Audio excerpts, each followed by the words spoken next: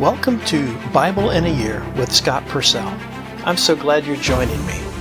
This is a daily reading of portions of the Bible, following a plan that will include the entire Bible in a year. And now, let's open the book and begin our readings. This is the reading for day 129. If your reading is aligned with the calendar year in a non-leap year, this is for May 9th, or in a leap year for May 8th. The Old Testament reading is from Judges chapter 9. Judges 9. And Abimelech, son of Jerubbaal, went to Shechem to the relatives of his mother. And he said to them and to the house of his mother's father, "Speak to the lords of Shechem. What is better for you, that 70 men, all from the sons of Jerubbaal, rule over you, or that one man rules over you? Remember that I am your bone and your flesh." And his mother's relatives spoke all these words concerning him to all the lords of Shechem, and they supported Abimelech, for they said, "He is our relative." And they gave to him 70 pieces of silver from the temple of Baal-berith, and Abimelech hired with them worthless and reckless men, and they followed him. And he went to his father's house at Ophrah, and he killed his brothers, the sons of Jerubbaal, 70 men on one stone. But Jotham, the youngest son of Jerubbaal, survived because he hid himself. All the lords of Shechem and Beth Millo gathered, and they went and made Abimelech as king near the oak of the pillar that is at Shechem. And they told Jotham, and he went up and stood at the top of Mount Gerizim, and he cried out loud and said to them, "Listen to me, lords of Shechem, so that God may listen to you." The trees went certainly to appoint a king over themselves. And they said to the olive tree, "Rule over us." And the olive tree replied, "Should I stop producing my oil, which by me gods and men are honored, to go sway over the trees?" Then the trees said to the fig tree, "You come rule over us." But the fig tree said to them, "Should I stop producing my sweetness and my good crop, to go sway over the trees?" And the trees said to the vine, "You come rule over us." But the vine said to them, "Should I stop producing my wine that makes the gods and men happy, to go sway over the trees?" So all the trees said to the thorn bush, "You come rule over us." And the thorn bush said to the trees, "If in good faith you are anointing me as king over you, then come and take refuge in my shade. If not, may fire go out from the thorn bush and devour the cedars of Lebanon."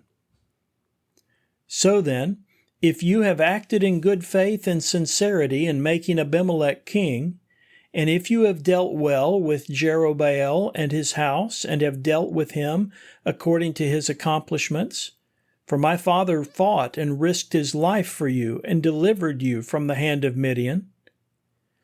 But today you have risen against the house of my father and killed his sons, 70 men on one stone, and you have made Abimelech, the son of his slave woman, a king over the lords of Shechem, because he is your relative. If you have acted in good faith and sincerity with Jerubbaal and his house this day, then rejoice in Abimelech, and let him also rejoice in you. But if not, let a fire come out from Abimelech, and let it devour the lords of Shechem and Beth Millo. And let a fire come out from the lords of Shechem and from Beth Millo, and let it devour Abimelech. And Jotham escaped and fled, and went to Beer. He remained there because of Abimelech his brother. Abimelech ruled over Israel 3 years. And God sent an evil spirit between Abimelech and the lords of Shechem. And the lords of Shechem dealt treacherously with Abimelech, so that the violence done to the 70 brothers of Abimelech would be avenged, and their blood be placed on Abimelech their brother, who killed them, and on the lords of Shechem, who helped to kill his brothers. And the lords of Shechem set for him ambushes on the top of the mountains, and they robbed all who passed by them along the road, and it was reported to Abimelech. And Gaal son of Ebal and his relatives came, and they crossed over into Shechem, and the lords of Shechem gave him confidence. They went out into the field and harvested their vineyards and trod them, and they held a festival. And they went into the temple of their God, and they ate and drank and cursed Abimelech. Then Gaal son of Ebed said, Who is Abimelech, and who are we of Shechem that we should serve him? Is he not the son of Jerubbaal, and is not Zebul his chief officer? Serve the men of Hamor, the father of Shechem. Why should we serve him? If only this people were in my command, then I would remove Abimelech, and I would have said, Increase your army and come out. When Zebul, the commander of the city, heard the words of Gaal son of Ebed, he became angry.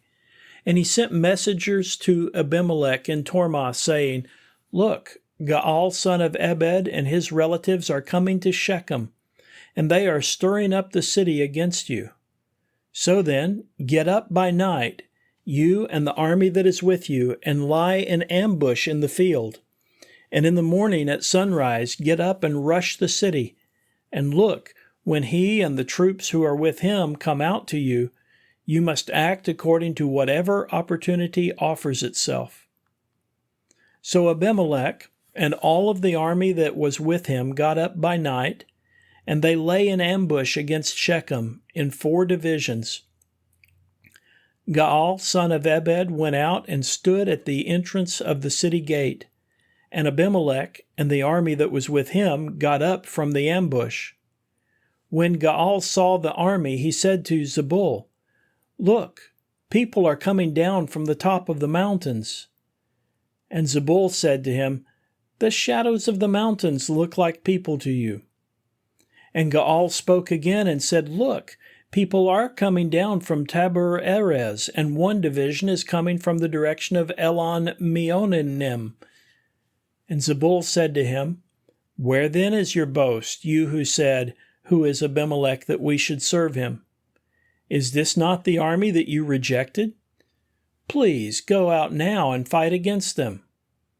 So Gaal went out before the lords of Shechem and fought against Abimelech. And Abimelech chased him, and he fled before him. Many fell slain up to the entrance of the gate. So Abimelech resided at Aramah, and Zebul drove out Gaal and his relatives from living in Shechem. On the next day the people went out to the field, and it was reported to Abimelech.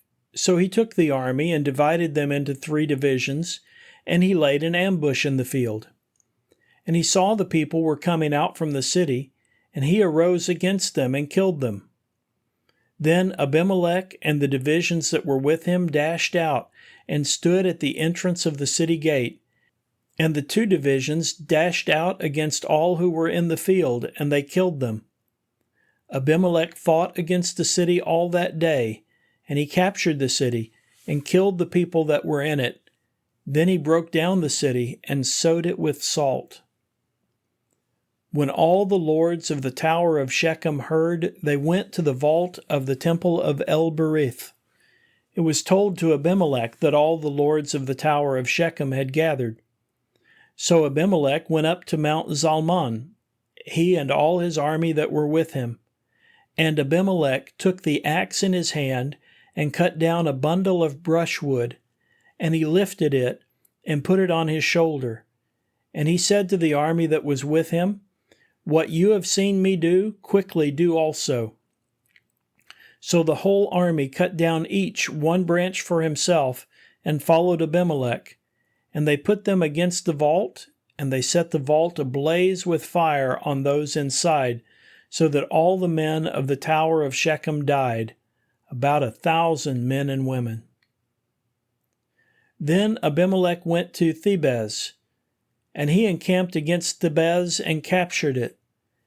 But there was a strong tower in the middle of the city, and all the men, women, and lords of the city fled there and shut themselves in, and they went up to the roof of the tower.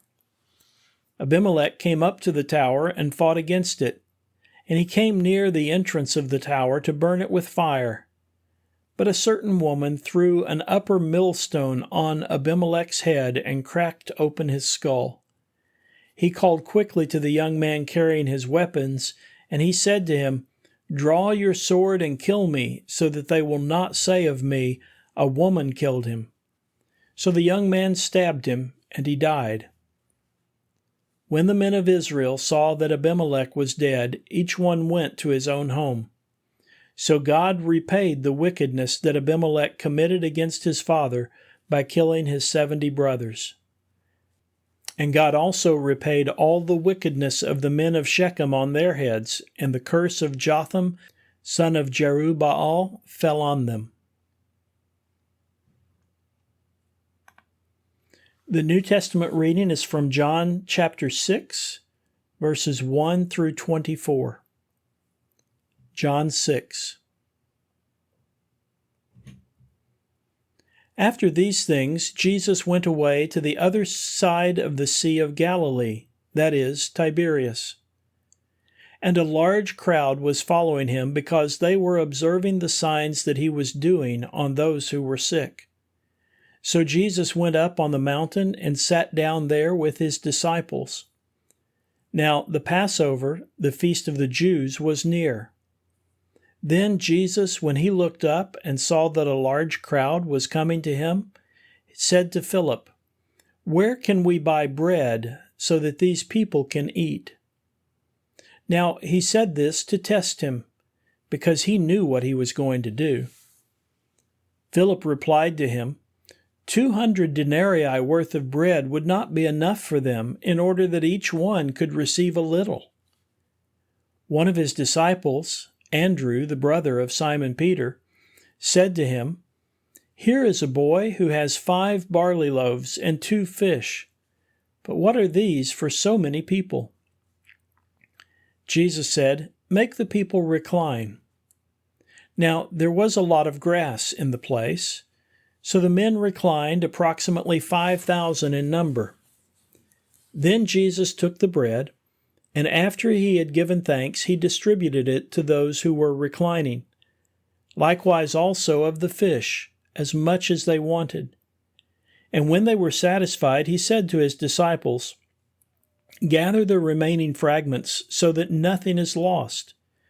So they gathered them and filled 12 baskets with fragments from the 5 barley loaves which were left over by those who had eaten.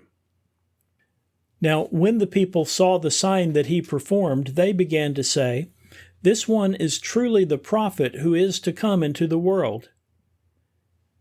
Then Jesus, because he knew that they were about to come and seize him in order to make him king, withdrew again up the mountain by himself alone. Now, when evening came, his disciples went down to the sea, and getting into a boat, they began to go to the other side of the sea, to Capernaum. And it had already become dark, and Jesus had not yet come to them. And the sea began to be stirred up, because a strong wind was blowing. Then, when they had rowed about 25 or 30 stadia, they saw Jesus walking on the sea and coming near the boat, and they were afraid. But he said to them, "It is I, do not be afraid." So they were wanting to take him into the boat, and immediately the boat came to the land to which they were going.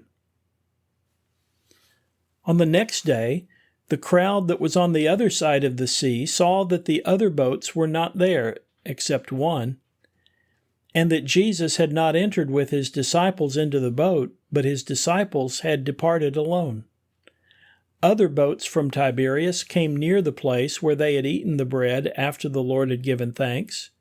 So when the crowd saw that Jesus was not there, nor his disciples, they themselves got into the boats and came to Capernaum seeking Jesus. The wisdom literature reading is from Psalm 58, verses 1 through 11. Psalm 58, 1. For the music director, according to Do Not Destroy, of David, a miktam. Do you really speak what is right when silent? Do you judge fairly the children of humankind? No, in your heart you plan injustices. In the land you weigh out the violence of your hands. The wicked are estranged from the womb. They go astray from the belly, speaking lies. Their venom is like snake venom. They are like a deaf viper that closes its ear so that it does not hear the voice of charmers or the skilled caster of spells. O God, break their teeth in their mouth. Break off the fangs of the young lions, O Yahweh. Let them run away like water that runs off.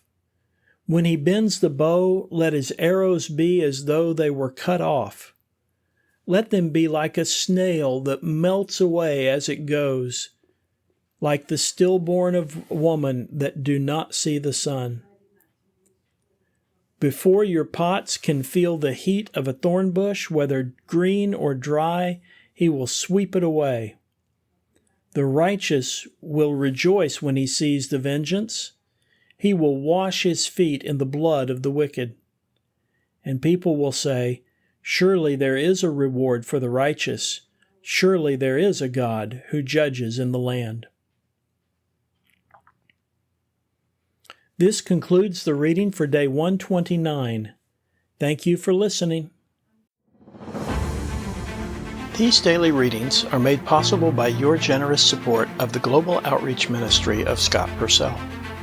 To partner with us and enable this work and others like it, please visit huttobible.com/give and select Go Pastor Support from the fund list. You can also sign up for ministry updates at scott-purcell.epistle.org/subscribe. Both of those links can be found in the podcast description. Thank you for helping us share God's Word.